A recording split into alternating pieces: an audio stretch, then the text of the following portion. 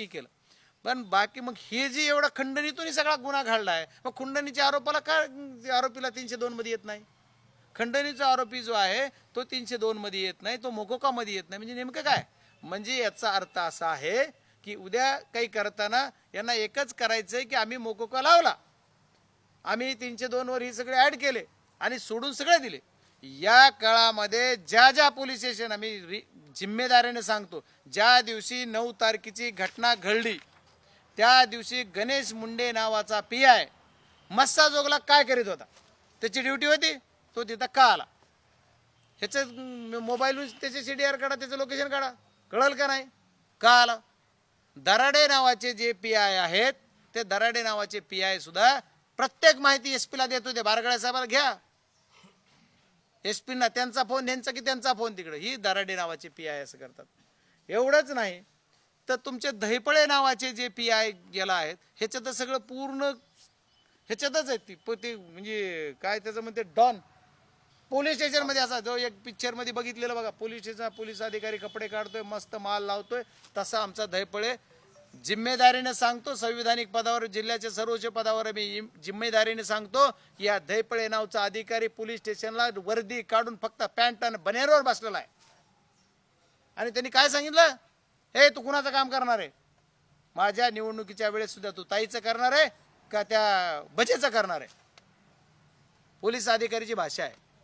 ह्याचे सर्वांचे गोष्टी सुद्धा त्यांनी बसलाय का नाही त्यावेळेचं आता फुटेज इतक्या दिवसाचा मिळेल का नाही माहीत नाही, पण तसं जर बघितलं तर कळलं. मग हे जी आणि बांगर आता जी इथं गेवराईला जी प्रकार करतायत ते, मग हे सगळे अधिकारी ह्यांच्या सर्वांच्या CDR काढा. तुम्ही फक्त पाटलाला निलंबन केलं, आमचं लक्ष दुसरीकडे नेलं, दिला पाटील सोडून. मग याचा अर्थ सुद्धा असा आहे की तुम्हाला पाटील सोडून द्यायचाच होता का? मग ही सुद्धा संशय आमचा येतो. या सर्व घटनाक्रम करताना मी तुम्हाला प्रत्येक गोष्ट सांगणार आहे. 6 डिसेंबरची सांगितली, 9 डिसेंबरची सांगितली, परत 29 डिसेंबर परत पुन्हा तुम्हाला सांगतो की ह्या सर्व गोष्टी करताना 10 डिसेंबर रोजी सामान्य जनता रस्त्यावर उतरली आणि याच्यानंतर ती प्रेताचा विषय झाला आणि क्राईम ब्रँच प्रत्येक गुन्ह्याला अटक करतो म्हणजे कुठे गेलं? एक त्या दिवशी उचलून आणलं त्याने 11 तारखेला. याच्यानंतर परत पुन्हा जी 13 डिसेंबर रोजी जिल्हा बंदचा बीडला झालं. या सर्व घटना करताना तुम्ही केलं काय मग तेवढे दिवस?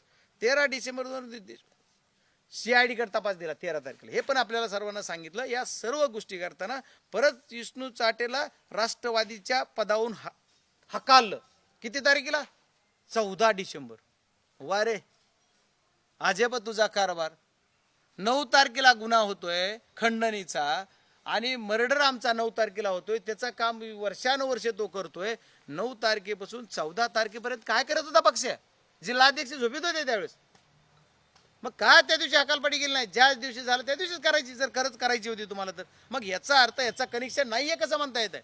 मग हा आरोपी काय सांगत होता? माझा कोण मावस भाऊ, माझा कोण आत्ते भाऊ, काय असल्या सगळ्या गोष्टी करत असताना आणि 18 डिसेंबरला हा आरोपी अटक झाला असं दाखवलंय आणि त्या आरोपीचा मोबाईल सापडत नाही. कुठेतरी मीडियातून वाचलं मी किंवा ऐकलं की त्याने मोबाईल कुठं नाशिकला टाकलंय. अरे कस्टडीमध्ये असलेला आरोपी बोलत नसतो का? PCR कशाला घेता मग तुम्ही? 24 दिवसाची PCR घेताना काहीच करत नाही. अशा पद्धतीची ही परत 21 डिसेंबरला आपण बघा जिल्ह्याचा क्रम कसा. 21 डिसेंबरला SP ची बदली केली, परत आता नवीन SP आले. आम्हाला वाटलं खूप चांगले SP आहेत, मी त्यांना भेटलो पण एकदा. 21 डिसेंबरला परत इथं आम्ही भेटायला पण आलो. त्या दिवशीच मी आदरणीय पवार साहेब यायचं म्हणले, पवार साहेबांना आम्ही घेऊन आलो, परभणीला गेलो, इथंही घेऊन आलो.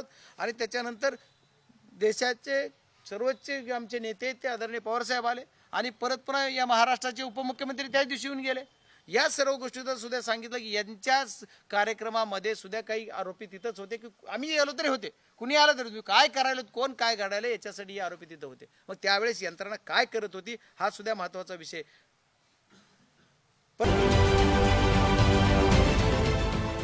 देश विदेशातील प्रत्येक घडामोडींचे लाईव्ह अपडेट मिळवण्यासाठी आता साम टीव्हीच्या सर्व सोशल मीडिया प्लॅटफॉर्मला लाईक, फॉलो आणि सबस्क्राईब करा.